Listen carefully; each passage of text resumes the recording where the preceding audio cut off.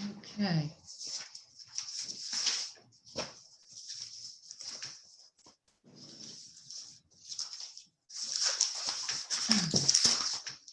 Take notes.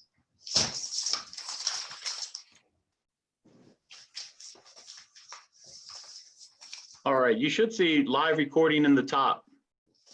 Yes, we do. Good. Then let me go back to my screen share.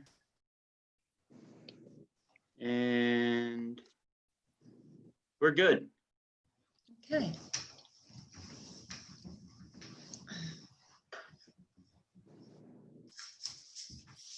And all right, back to live and back to our screen share. So a little bit slow. So, all right. I want all of you to know that we have ordered signs, yard signs. They're not in yet, but they will be for coordinated signs. So they will have at the top Biden, and then Warner, and then Rashid for our first Congress. So when they're available, I will send out a notice so that we'll have a central location, people can come pick them up. We will have big 4x4 signs as well as small yard signs. Some of you may have heard after the school board did its wonderful, gracious thing of voting to remove the names and then taking down the names. Reasons I don't know, the names are back up until they find a new name for the Lee Davis High School and Stonewall Jackson Middle School. Absentee early voting, you can apply for those applications now, and there'll be a little bit of discussion about that today. Actually, be a main part of our discussion. But I also want to make you aware of an early curbside voting rally. Even if you've already voted, we'd love for you to come out. That'll be Saturday, October 24th. We're going to rally at the registrar's office and try to have a parade of cars going around. And if you have an American flag that you want to attach to your car or so forth, we were hoping to do a little advertising, letting people know you can go to the registrar, do curbside early voting, no contact voting. They'll come out to your car. They'll give you the voting application. If you had applied to vote absentee and you have your absentee ballot, you can drop that off then. But more to come on that. Just note that it'll be October 24th, Saturday in the morning, probably around 9 a.m. I know it's been in the big news and it's kind of now old news. John Lewis is passing, but I still thought it was important to bring up because until I listened to Barack Obama's speech at his funeral, I had no idea what an impact John Lewis and so many other people had, like lots of other people. And I remember hearing speeches of John Lewis saying, hey, it's not me that should be honored. And he started listing off these people I'd never heard of. And he said, they were there with me. Some of them took a bigger brute. I had no idea that in his early 20s, he almost lost his life trying to vote. Such a thing that was, so simple. They had enacted these laws to squander the vote of minority populations. And John Lewis and a number of other people marched on Selma, going over the Pettus Bridge, a bridge that's name still hasn't been changed.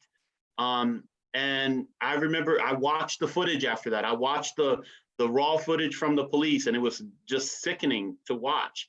Unarmed, peaceful protesters being beaten brutally. And so it got to me images of my own past history. For me, my hero was Eddie Murphy, and I never understood why until I watched his biography. Eddie Murphy grew up poor, just like James Baldwin did.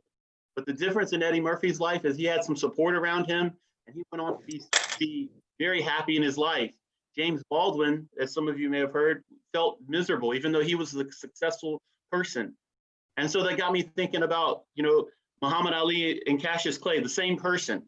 And I knew nothing about Cassius Clay until Eddie Murphy had his show Coming to America. And in Coming to America, there's the debate. You have this Jewish man and this other black man. They're debating about, is he Cassius Clay? Is he Muhammad Ali? My point is to all of that, we can't have a true discussion about race in America, until we can come to terms with all of that, how people from very similar backgrounds grow up in just a slightly different turn of events. And then you end up with half brothers, Barack Obama, George Obama. One, they're miles away from each other, but one grows up with amazing amount of support around him and another feels lost. One goes on to be the president of the United States. The other one goes on to be living in the slums in Kenya. So anyway, all of that to me ties back to what's happening right now, and that is we have people in our government that are trying to squander our vote, that are trying to make voting again scary and hard. They are trying to make people think that their vote's not going to count, and so forth. So with that, we have our guest speaker, who is Alyssa Pooler. Alyssa earned her bachelor's degree from Boston University, and she earned her law degree and master's in public administration from Villanova University. Dr. Pooler drafted material for the Mueller report. She oversaw the investigation of parts of the investigation of the Attorney General William Barr. She served on many committees and investigations from DC to Florida. And today she will discuss voter protection, why it matters. And it is my privilege and honor to introduce Alyssa Pooler. Alyssa, do you want to go ahead and unmute, and then you're free to speak. Oh, perfect. Thank you so much for that wonderful introduction. And thank you for inviting me to join today. I am very excited to be here. I think that we have a really good chance to make sure that we take back the White House, we keep Warner in the Senate, and then we can flip the first as well. I think one of the biggest things this year is most people, we're changing how we're campaigning. And a lot of it, you should know who you're going to vote for by now. I personally don't think that there should be any questions who you're going to vote for. But I see a lot of my job is how do you get a voter through the voting process? And how do you help them vote in the way that they're most comfortable voting? For some people, that's going to be voting by mail. For others, that's going to be voting in person. And that's either early voting or voting on election day. So a lot of how the campaigns are going to be changing, how they're running, is more going to be voter protection centered and thinking, how are we going to help a voter get through the voting process?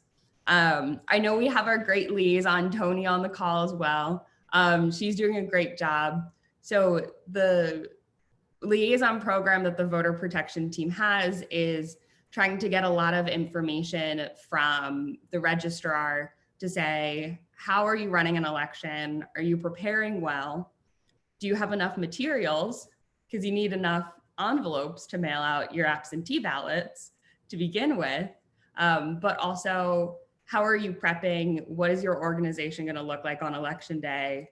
And then taking that information, relaying it to voters, and then taking some of that information, using it internally to make decisions about how we're going to be putting poll observers in different places.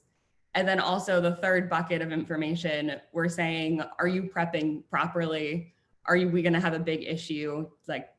Are you going to have enough envelopes for your absentee ballots? Do you just have enough materials to begin with?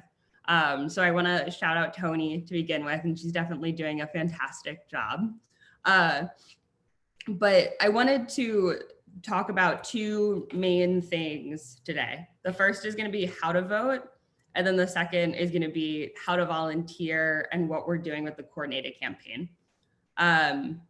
So for how to vote, you have one of three ways to vote this year, thanks to the General Assembly. They had the legislation that they passed earlier this year is going to have a really outsized role for November. And I'm so thankful that we had that legislation passed earlier this year. So we, of course, have absentee by mail voting, and now we have no excuse absentee by mail. So anyone can apply for an absentee by mail ballot.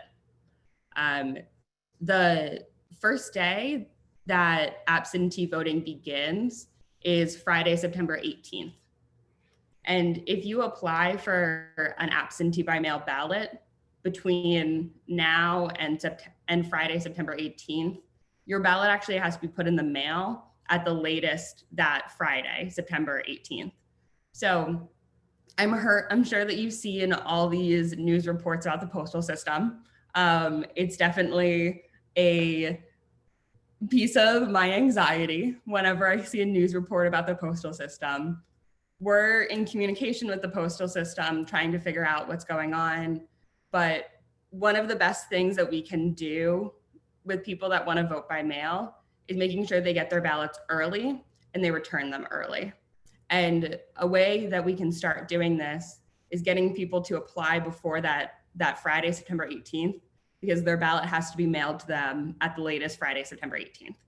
So it's a good 45 days before the election. There's enough time to make sure they get their ballot, identify an issue if there is an issue getting them their ballot, and getting it back to the registrar. And I want to flag for you the deadline to vote by mail. It is moved up this year. It's Friday, October 23rd at 5 p.m. So it is no longer a week before the election. It is the Friday before that. So again, that's Friday, October 23rd at 5 p.m. This is going to actually allow us to make sure there is enough time to get voters their absentee ballots. But we're hoping to have the most people that want to vote by mail already applied by then. So again, that's Friday, October 23rd at 5 p.m.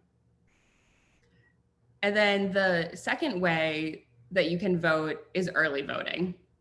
That begins Friday, September 18th. So the first day that you can go vote, walk into the registrar's office, get a paper ballot, mark down Joe Biden, vote against Trump, the thing that we've been waiting for 4 years. You can put it in the machine, you can get your ballot counted. The first day that you can do that is Friday, September 18th. You know, I really want to figure out who's going to be the first one in a lot of the localities to stand in line. I would love if people start getting there like right before the registrar's office. I do think we're going to have a good amount of people vote on that day because we've been waiting for this for 4 years. And it's really exciting that that's what, in a little over a month is going to be when we can walk in and actually vote out Trump from office.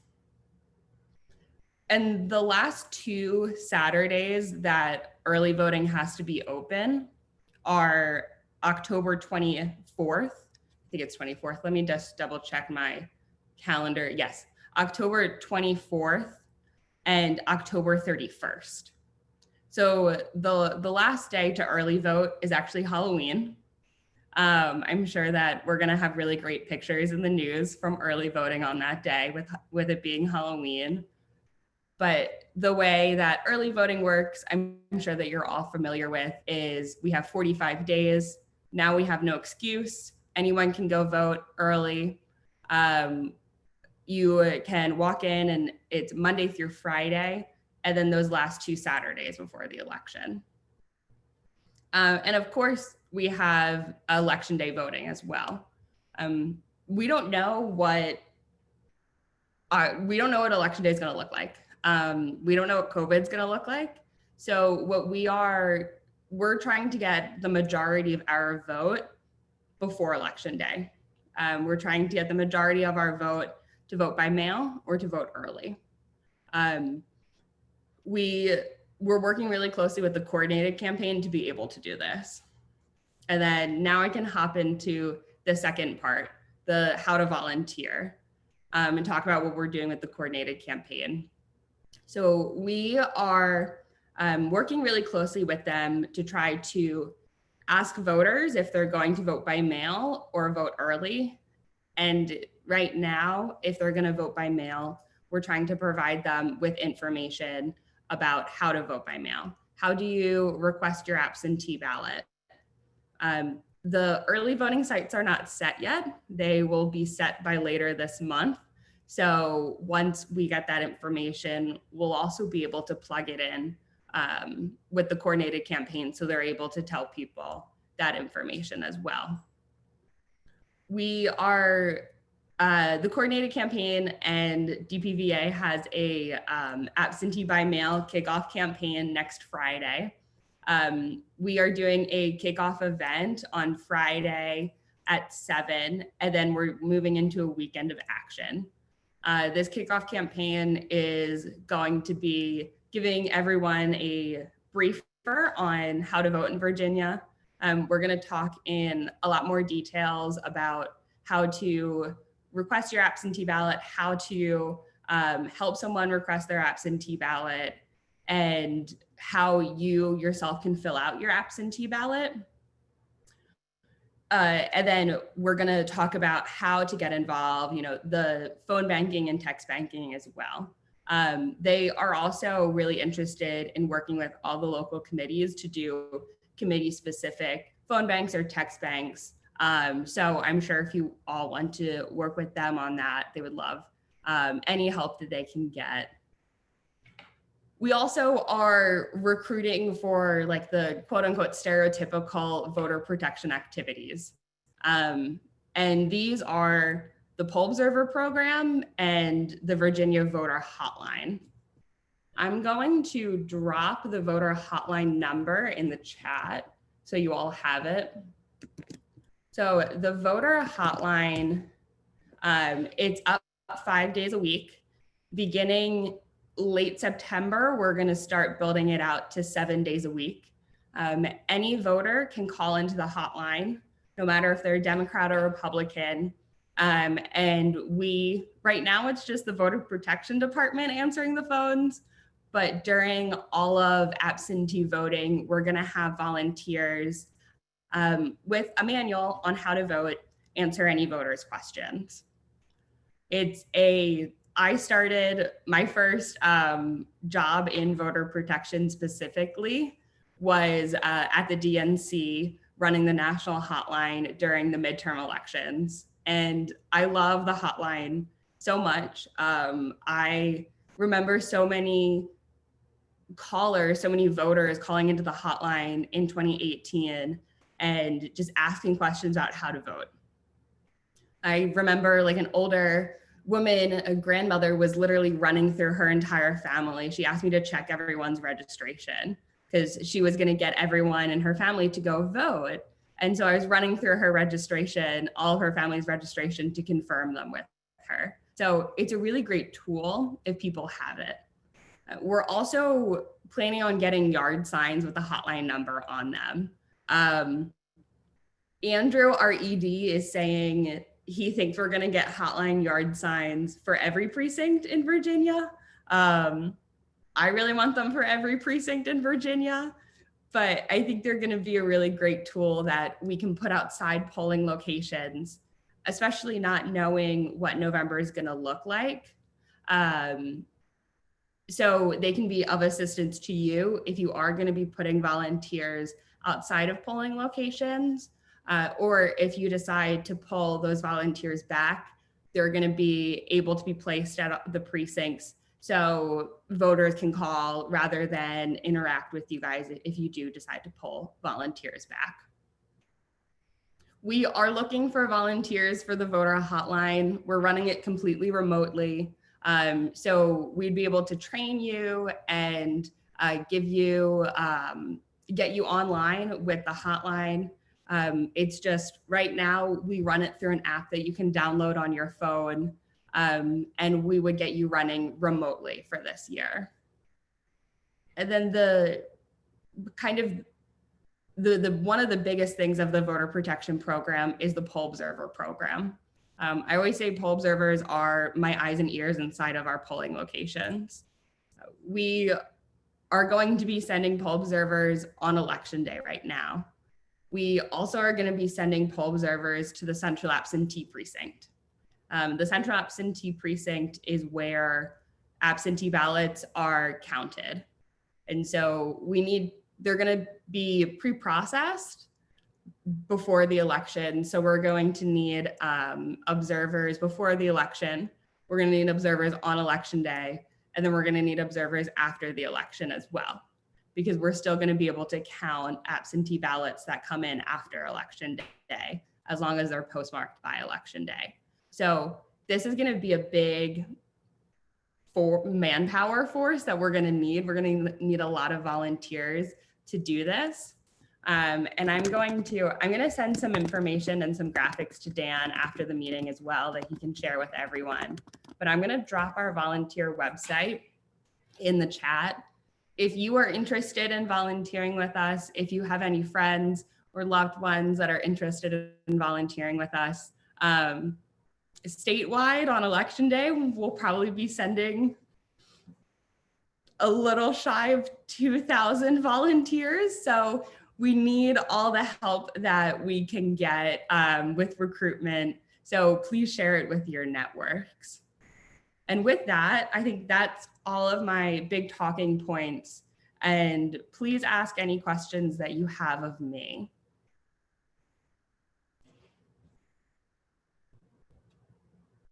Thank you, Alyssa. Guys, feel free to unmute yourself and ask a question, or to type the question into the chat, and either I will ask it or Alyssa can see it and then ask for you. I just wanted to clarify, I know you said it, but I don't think people can hear it enough. Mm-hmm. You said, as long as your absentee ballot is postmarked by election day, that's 5 p.m. election day? It is by election day. Okay. So an absentee ballot has to be, the previous law that we are all accustomed to is that your absentee ballot has to be received by election day. This is no longer the law for November. Your ballot has to be postmarked by election day and received by Friday at noon after election day. We are going to go around and get the hours of the main hours of all the post offices, but generally post offices close at 5. So as long as it's postmarked by election day and received by that Friday at noon, it'll be counted if it's eligible to be counted. I have a question. Mm-hmm. This is Terry Diebold. If you want to go in and vote early, do you have to do anything other than show up and have your identification? Mm-hmm. So you don't need to fill out the application like you might be accustomed to in previous years. That was eliminated during the General Assembly session, but you do need your identification. I'm gonna drop in the chat as well, and I'm gonna make sure I send all of this to Dan too. We are still working through some graphics right now, so I'm gonna send you all the new and expanded, thank you General Assembly, acceptable forms of ID. So you don't need a photo ID anymore. You can vote with your photo ID. You can vote with your driver's license still, but you can vote with, you can show a current utility bill to be able to vote. I personally don't have a Virginia driver's license. My parents are from Pennsylvania, so went from one swing state to another, but I had to bring my passport with me to vote on Super Tuesday and for the June primary. So now I might bring my utility bill rather than my passport with me. If you don't have an acceptable form of identification, you can also sign an affidavit saying that you're the voter presenting themselves. Thank you. Mm-hmm. Dan, this is Robert. How you doing? Mm-hmm. How are you? Okay. I just want to thank you for that presentation. I'm the secretary of the Hanover Electoral Board, and all of the information you presented was correct. Just want to ensure that everyone knows that we've ordered enough ballots. We have enough PPE equipment, but we would encourage or like more folks to volunteer as officers of election. And you will get a firsthand view of the election process. So again, we have enough PPE, we have training for officers of election, we have the process of curbside voting, and so people who may be susceptible to their immune systems, we can take care of that with no contact voting as well. So thank you for a great presentation. Of course, and thank you for your service on the electoral board. You guys definitely are prepping well, and I do have faith in Hanover. I think, yes, I completely agree with you with election officers. Something that we're trying to do, one of the hard things about voter protection is I want to know what's happening inside all the polls. We want to know what's going on. And we can do that through poll observers. But if there's not enough election officers, it doesn't matter if you have poll observers. You're not going to have an election. You're not going to have that polling location if you don't have enough election officers. And so what we're doing is we're recruiting poll observers. In our script, we do ask if someone wants to be an election officer, and we're going to be providing those names and information at the state level, and they're going to distribute it down to the local level as well. But if it gets to a point, and this is why I love having liaisons in all of our localities, if it gets to a point that there's not enough election officers, we're going to take all the poll observers we recruited in Hanover, call through them, and say, you're willing to be an election officer. You said you're willing to be inside the polling location on election day. Can we turn you in? Can we give your name to the registrar and the electoral board to be an election officer, because there aren't enough? Alyssa, this is John Scheidemann. I didn't get the address or the link for the volunteering for your observer corps. It was only on the screen for about 15 or 20 seconds. Can you put that back up? Yeah, so it's actually, I can read it out to you as well, if you'd like to write it down. I didn't find it on chat, but go ahead. Okay, so it is VADemocrats, plural.org/VoProVolunteer. Vote Pro? VoProVolunteer, so VOPRO volunteer. Okay, thank you very much. Of course.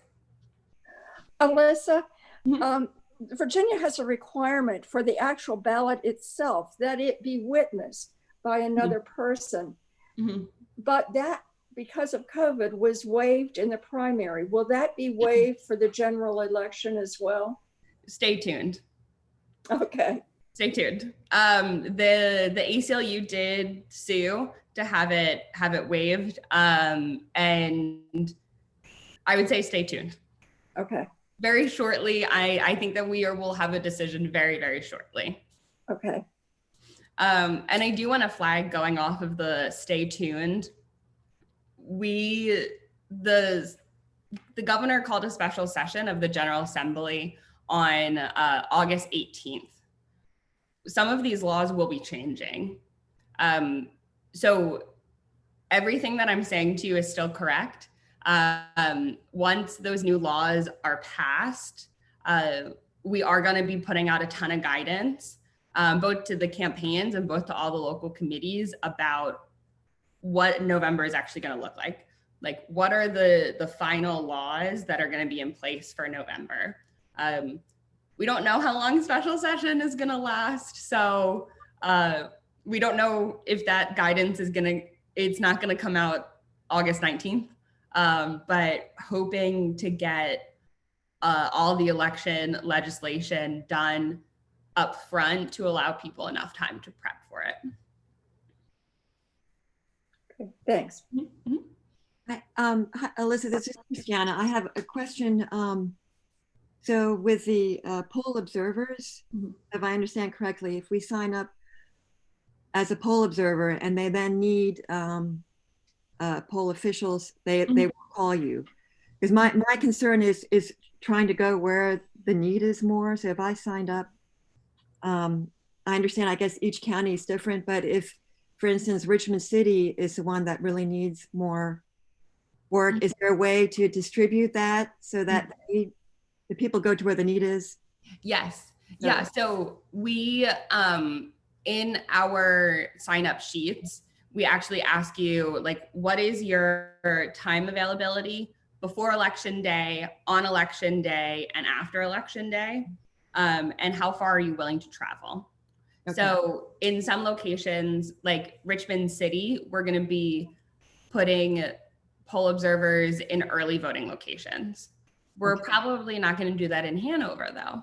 So if you're willing to travel to Richmond City, like marking that down, and saying you're willing to be an early voting poll observer, that's fantastic. Okay, and then also with the just my concern with the sign with the number for the hotline yard sign. Thank you. Is there something in place in case you have nefarious people who try to flood the lines? Yes. Okay. So we have a process on the back end that we're able to filter out. And so this happened during the Iowa caucus. If we remember back to Iowa. So that was a week, 2 weeks before Super Tuesday. So I kind of wish that was my biggest concern. We were pre-COVID. This was not, it seems like a simple world back then, that I was running around with our CTO putting in a process about what happens if you have nefarious actors flooding the hotline. So that process has been in place since Iowa. Oh, good. Okay. Yes. Yeah. Great. Okay. Mm-hmm. When are the absentee ballots counted? So when? That depends. So one of the questions that we have Tony as our liaison in Hanover asking the registrar is, when you're going to begin pre-processing, and that's going to tell us when we're going to start counting absentee ballots. So it depends on each locality. That's why we need 133 liaisons. But we are planning on putting observers into the central absentee precinct when you do begin pre-processing. But it may be, count may start before election day? We want it to start before election day.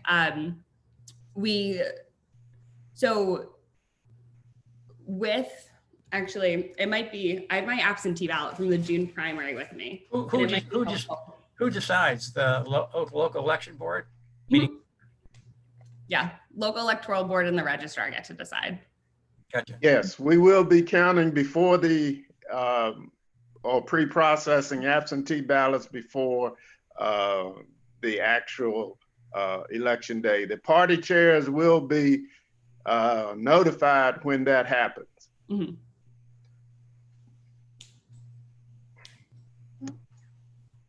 Alyssa, I'm going to pause just for a moment. Yeah. Because I want to make sure we get through our meeting. We try to end it promptly on 11, and then stick around for people who want to have a more organic conversation that's not recorded. So if you're willing, I'd like to get through the rest of our agenda. We might end early, but it sounds like a lot of people still want to have more questions with you or more engagement with you if you're willing. First, I just want to make sure of any campaign updates. Do I have someone from the Biden or the coordinated campaign here? Is there somebody from the Warner campaign?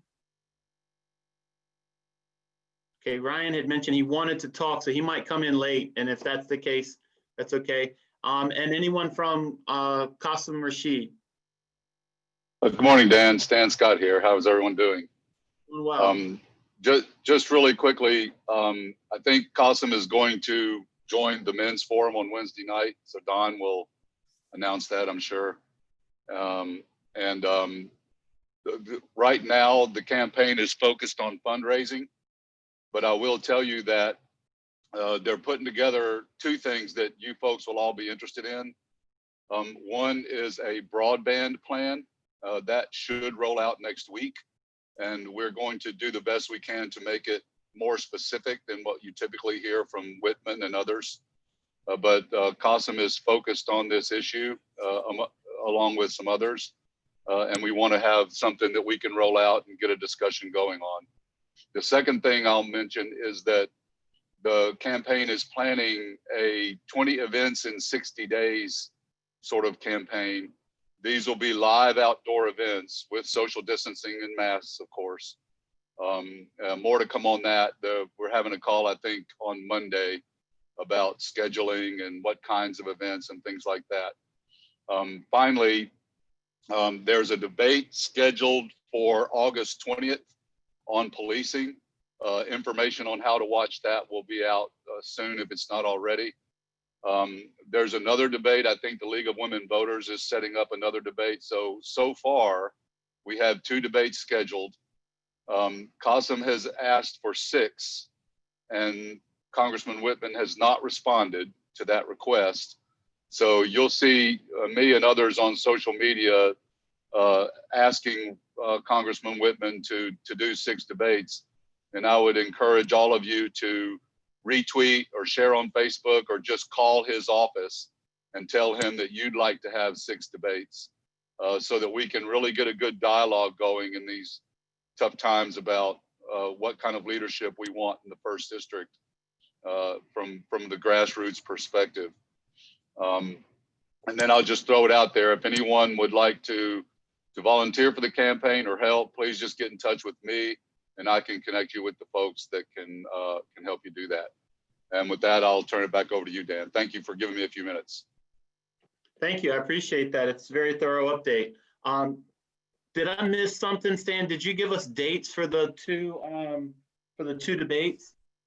The one is August 20th. It'll be the evening of August 20th. It's on policing. So I know a lot of folks in Hanover will be thinking about that. The other one, I'm not sure about the date yet, but I'll make sure you have that, Dan, so you can spread the word. And then we're trying to set one up in Hanover. I think the Mr. Barnett and PJ are trying, or we're trying to set something up in Hanover on education. More to come on that as well, but that'll probably be later, like mid to late September by the time we get that organized. Thank you. On our mail-in vote campaign, Ashley Hall, if you're still on, did you want to do a quick share? Yeah, I'm here. Yeah, so I just wanted to discuss really quick and ask if people can put in the chat whether they've received one of those absentee ballot applications from the Centers for Voter nonprofit that has been discussed in the news recently. That would give me some valuable information as to what areas they're doing and just the amount of people that they're covering. Also, I just wanted to say that, and somebody else may have a different opinion on this, that those ballots or applications are legitimate. So if somebody that you know asks about it, the ones that they sent to Hanover have the right return address on them. And so it's not anything to worry about. However, us continuing to also help people get absentee applications is not a duplicate effort, but an effort that's going to make sure that even more people will be able to apply for their absentee ballot as soon as possible, like we were discussing before. So that's what I wanted to bring up, that that even though that had been discussed in the news a little bit this week, that they in certain localities had the wrong registrar's office address on there. That was not the case for Hanover. And so if anybody asks you about that, you can give them that information. But it's also very important to make sure that everybody in Hanover gets a absentee ballot application given to them. there may be a few people that get something twice. However, I just wanted to be clear based on my experience, and I'm sure Stan can corroborate this, that just because you give somebody something once doesn't mean that they're going to do it that time. So if you give somebody something, if they got that in the mail, it doesn't mean they sent it in. If you give them one by hand, there is probably a better chance that they're going to do it. So I just wanted to encourage everybody to keep going with making sure that everybody can vote absentee if they want to. Thank you, Ashley. I appreciate that. I think the chats are filling up now. People are starting to respond. Yeah. That they got them. That's great. Okay. Reporting out on our Board of Supervisors and School Board, Jamie, did you want to share out with the whole HDC as well? Yeah, real quick, Dan. So as many of you know, this week, the school board moved to reinstall the names on the two schools, Lee Davis and Stonewall Jackson, unfortunately. So we're hoping that the committee on the new names will act quickly.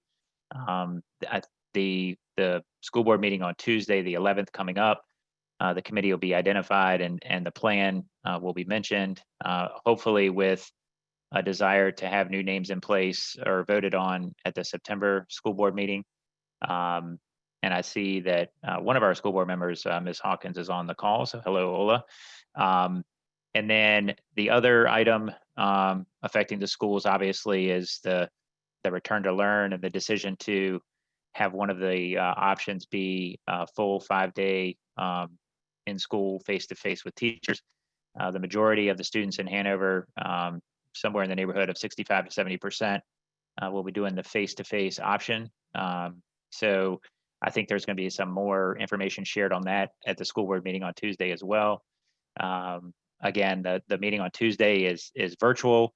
I think the intent is to have a in-person meeting in September, hopefully, given the current pandemic, but the one on Tuesday will still be virtual. And the Board of Supervisors, the main item currently going on with them is still the Wegmans Distribution Center. There is a DEQ hearing coming up on the wetlands that'll be impacted by the site. In addition, the county and the Board of Supervisors is being sued by a group of residents that live around that site for Wegmans, the site that Wegmans selected. So I don't know if anybody had any questions about, what's been stated or what's been going on with the school board or Board of Supervisors.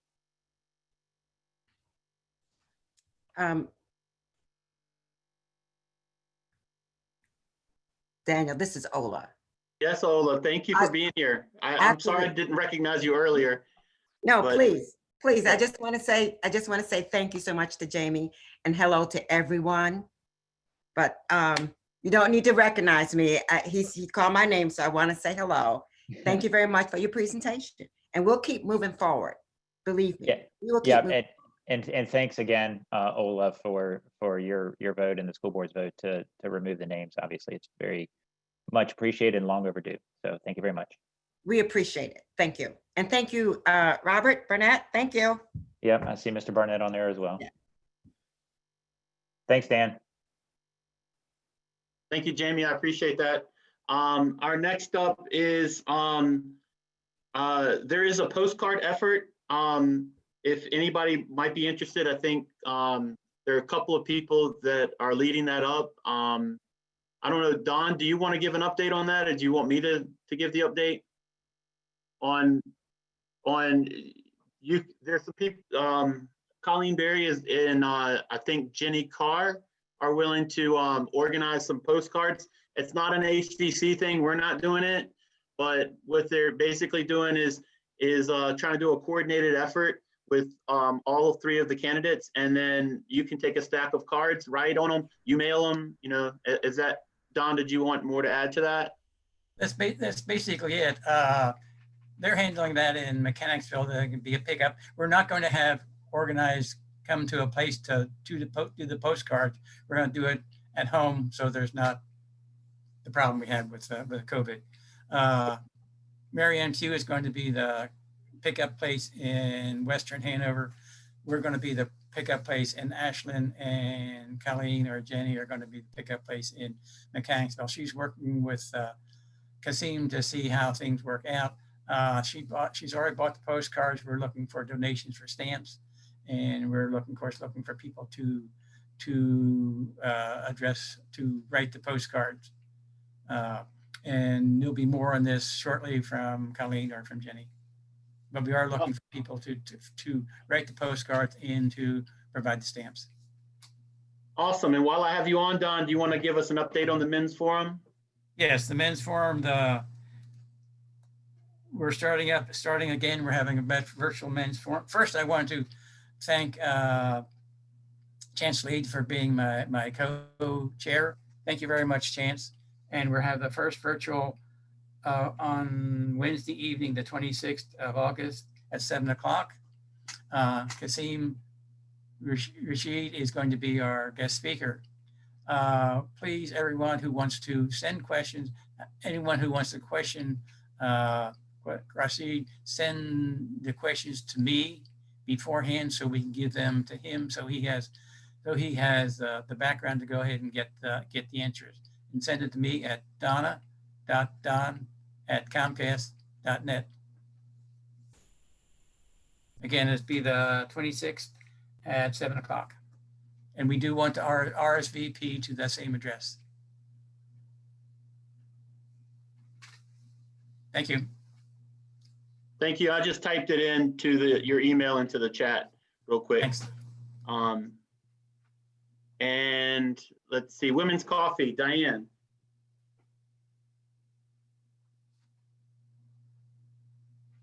Where is she?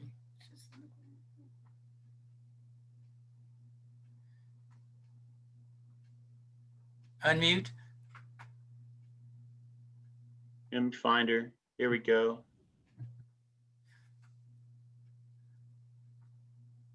Well, I can't seem to unmute for you. There we go. No, it's still. At one point it went off. There we go. Good job. There we go. Okay. Don't know why it wouldn't work this time. Hi, our second Zoom Women's Coffee Caucus will be held in late August. I'll be sending out an email with those dates to everybody on our Women's Coffee list. And if anybody is listening here and would like to be added to our email list, please let me know. I'm da.nearguard@comcast.net. We had a great one in July. We had lots of people whom we haven't seen in a long time. And I think people enjoyed being able to express their opinions about what's going on. We talked about how to send postcards with different organizations and about masks and how to make those or obtain those. And just in general, a great time for everybody. So we hope that all the Democratic women who would like to can join us later in the month. Thank you. All right, thank you. And I think we now have Ryan Jackson on for the Warner campaign. Ryan, are you there? Yes, I'm here. Can you hear me now? Yes. Thank you, Dan. Great to be with Hanover Democrats again. I just want to give a brief update on regards to Senator Warner's campaign and some of the things that we're doing now. We are fully coordinated with the Biden campaign now too. So his field staff is our field staff and vice versa. So they are making calls to voters, mostly virtual phone banking at this time. We also are making text to voters too via the app Hustle at this time also. That's our main way of direct voter engagement. So if you want like to volunteer. We are expecting yard signs soon too in the next 2 to 3 weeks with the Warner yard signs. Not the coordinated yard signs, that's handled through the committees and the CDs. But we will have the Warner only yard signs. We will have an allotment. We are working out the logistics of how we will get that too. every committee, especially while social distancing too. So if you, we have asked if anybody has an office in their in their area or a central location, to please just provide that to me, and I'll probably be the one driving a U-Haul around the Commonwealth dropping off these yard signs. So that's something I'll work out with Dan, and then Dan can provide them all to you. And also too, we are have a digital campaigning now. Is what we're doing. We do have a digital project now. It's called Project 133, in which we would like to get personal stories from Virginians from every county and city in the state of Virginia. There's 133, so we would love one from Hanover also. So if anybody wants to volunteer for that effort, I'll walk you through the process of how to film. And all you have to do is record from your phone or your computer. And it's really a simple process. And I'll just give me your email and I'll connect you with the information you need for that. Just a legislative update from what Senator Warner is doing up on the Hill. He did call for more increased funding for the Postal Service. As some of you all may know, President Trump appointed one of his buddy supporters to lead the Postal Service. That he did have some new rules in regards to overtime, so that has caused some lapses or slow down in how mail has been received throughout the Commonwealth. We have heard instances. So we don't want to have that be the case, and so we want that increased funding so the mail sorters and the carriers can have the necessary overtime to make sure there's not a delay in how mail is delivered. He did introduce also the Jobs and Neighborhood Act. That is his legislation that will calls for more access to capital for Black and Brown business owners, so they get the necessary funding that they need through CDFIs. And that's to the tune of $17.9 billion to help them as they go through problems with the pandemic. I think the last we quoted was, since the pandemic started, 44% of Black business owners have gone out of business since the pandemic started. So we definitely want to address that from a different standpoint, the economic standpoint, and addressing Black and Brown businesses. Otherwise, we just are still continuing the campaign. We have agreed to 3 debates with our opponent, who is Daniel Gade, a veteran from Northern Virginia. We will have 3 debates. One will be in Northern Virginia with the Chamber of Commerce. The second will be in with AARP and WTVR in the Richmond area. And then we'll have 1 debate at Norfolk State University at a historically Black college and university, and that will be wrapped around racial justice, that debate. So we are campaigning as best as we can in this virtual space. If you need anything from our campaign, feel free to reach out to me. I see Dan put my email in the chat, and I'll also just send out my phone number and email to you all too. So it's great to see you all again. It's a great turnout. And if you need anything, feel free to contact me directly. Thanks. Thank you, Ryan. I appreciate that. And I think we're coming down to the final wire here. Let's see. Are there any new members to approve? Yeah, that's what I'm getting ready to right now. Okay. We have new members and renewed members. So we have Richard Johnson, Roseanne Schaaf, and Jerome Schaaf. Do I have a motion to approve the new members? So moved. Oh, yeah. Second. All in favor, say aye. Aye. Aye. All opposed? The ayes have it. Do I have I think that's it. Any new business? I have something I'd like to say, and it's not on anything that we've talked about so far, but I think people ought to know about it. And Ola, you can help me with this. My son is a teacher in Hanover. And I noticed the other day where like 98% of teachers have chosen to go back and teach in person. And he did. And I asked him why, because he's been, our whole family has been so careful. And he said, because we will no longer be working for Hanover School. Oh, I missed. Education company. And we're not guaranteed that we're going to get our classes back or our standings back if we teach virtually. Did somebody threaten them with that thought, or? No, that's the policy. That is the policy. There's no guarantees if you go with the virtual learn virtual teaching. And Okay. Ola, you can help me if I'm wrong. Well, thank you for speaking up. But let me say, I have not heard that there's no guarantee if you go with virtual. But I will be glad, more than glad, to check into that and to get back. I can get back to Dan. Dan, I can get back to you. Sure. Because I have not heard that there's no guarantee. Okay, Thank you so much for bringing that up, because that needs Okay. to be checked. I appreciate it. Thank you. All right. Absolutely. Thank you. Anything And we can else? continue the discussion after we end the live session. Yes. So any other new business? All right, do I have a motion to adjourn? So moved. All right, we're Second. adjourned. Let me stop the recording here. Gotta